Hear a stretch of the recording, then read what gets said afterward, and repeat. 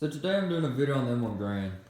Now this video is kind of go over general information about the rifle, things to look at, and this is mainly for people who are looking to purchase one or people who've already bought one and just want to know some more information about it. So to start off, a little bit of history. This rifle was made by a man by the name of John Garand. That's the way you pronounce his name, and you'll sometimes hear people call it that, the M1 Garand.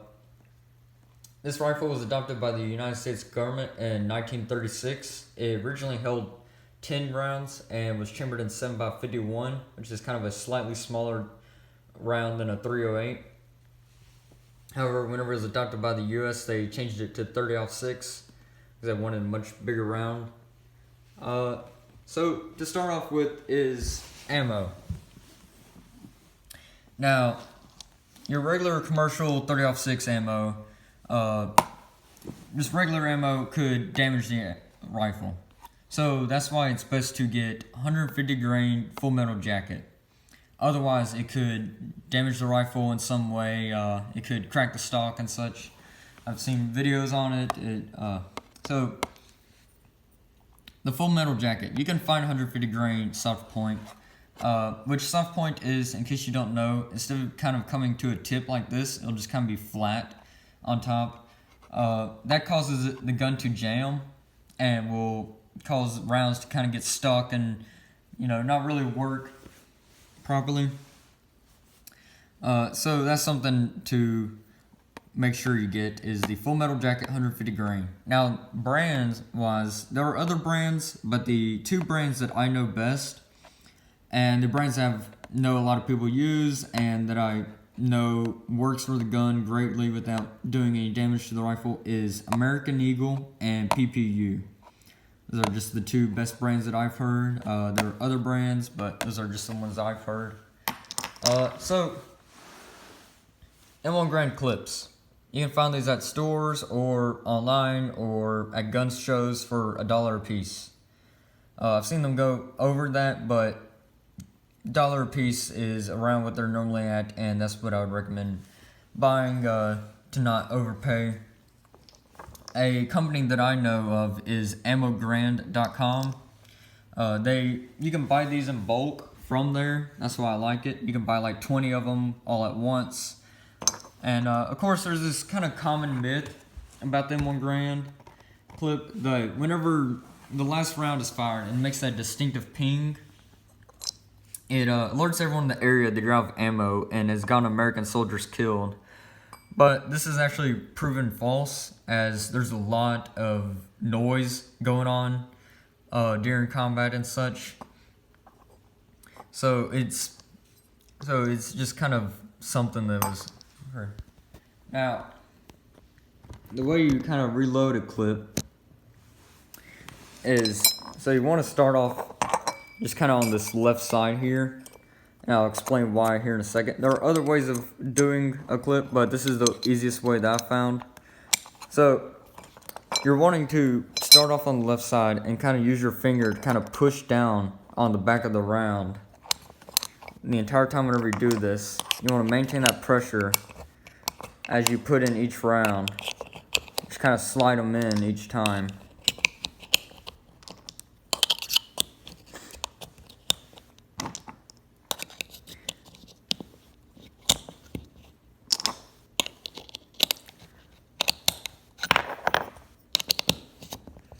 Now, once you get to that last round, you just kind of line it up, push it in. Sometimes it's a little harder. There you go. And then some people like to kind of hit it on the ground, just to kind of make sure that they're all snug and all close together and such. Now, the reason why I say start on the left side is whenever you're loading the Garand, you're doing basically this here. So you're putting all this pressure on this kind of tiny little thin piece of metal right here. Which that could potentially break. So that's why I like to put a round right here, reload it this way, so that way there's a round right here, and you're kind of putting all that pressure on a round instead of just kind of a small piece of metal.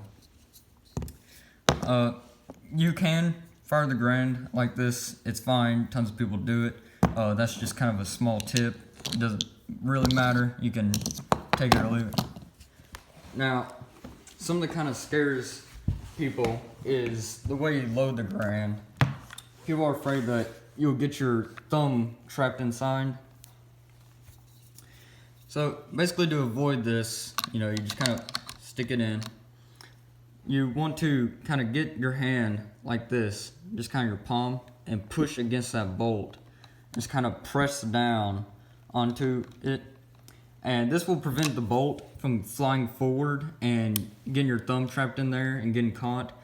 Sometimes you'll notice that the bolt will it'll either get trapped on this little carrier here, or it'll get kind of trapped on the round. That's fine. Just kind of hit it forward, and should go in just fine and slide right into place.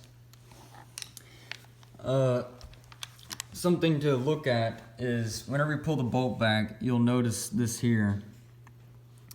Now, there's this SA here, which I believe is who kind of makes it, or it could be where it was made. I'm not really sure, but the main focus is this 10 and 54 right here.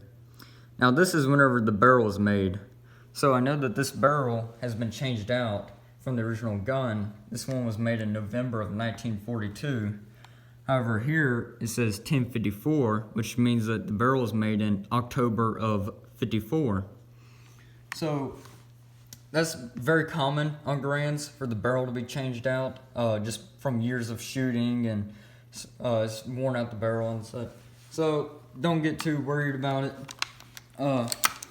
Something that a lot of people don't know about is in 1943, at the beginning, they started to change out the gas port, which that's what this is here. So they started to do kind of a cross instead of this kind of design. Not really sure why, but that's just something that you should know about. Online, you can buy new gas ports, ones like these or the cross ones.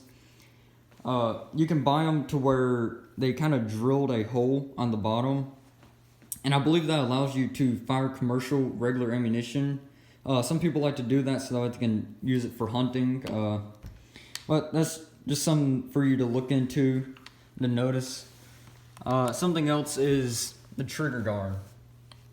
Now, I believe this is called milled.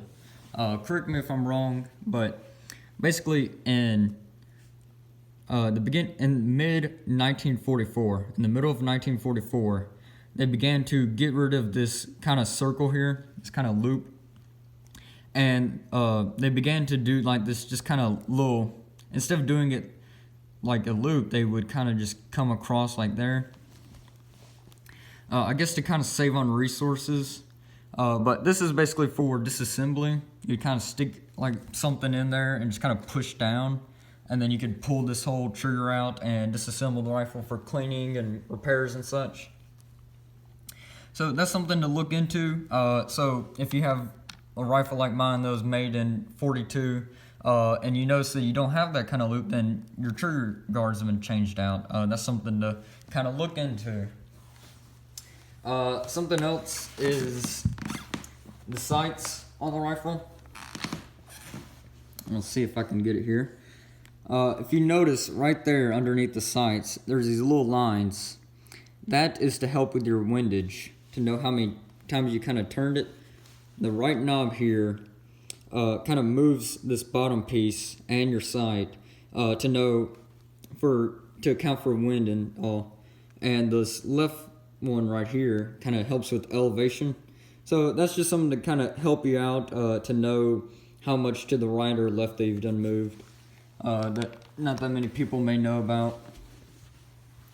The back of the rifle, on the stock, they have this kind of flap that you can pry open, and there would be just these kind of two holes right there, and that is where people would store their cleaning kit. This is a replica cleaning kit that would be in the Garand. You can find this online. You just kind of stick in the stock, just in the back. That's something just kind of cool to have.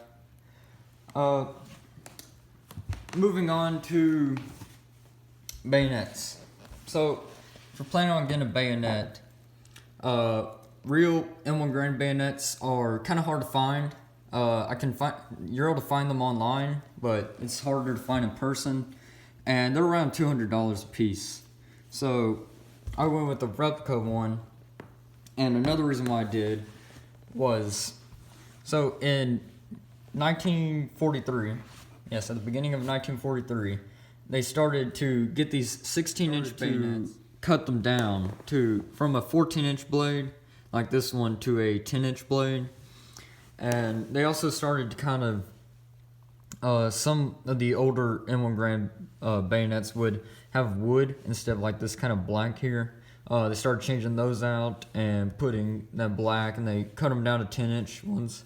I've never seen a real 16-inch long bayonet for sale. I've only seen the real 10-inch ones for sale.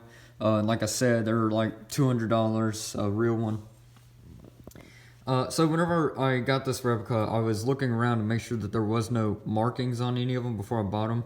And this one, if you check the reviews and you check the description, it'll say whether it has markings or not. Sometimes people in the reviews will say it, and it doesn't say it in the description. This one I didn't see anything. It wasn't till a while back that it took a little while, but I noticed this Made in India marking. It's very small, especially compared to other ones. People have bought them and they've been a lot more obvious. This one, you can only really see it in the light and if you know where to look. So it took me a while to find that.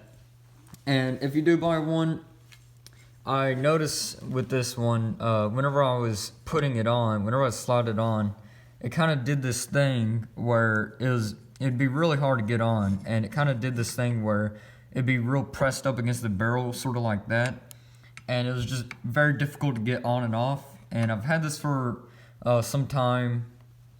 Whenever I haven't been taking it on and off, but it has become a lot easier to put on at least. And it still is kind of hard to take off. So don't really panic about that. Like I said, it kind of has gotten better, and it probably will improve just as more often as you put it on and off. So I believe that is it. Hope you enjoyed the video, and if I got anything wrong, please do correct me. That'll be it. Goodbye.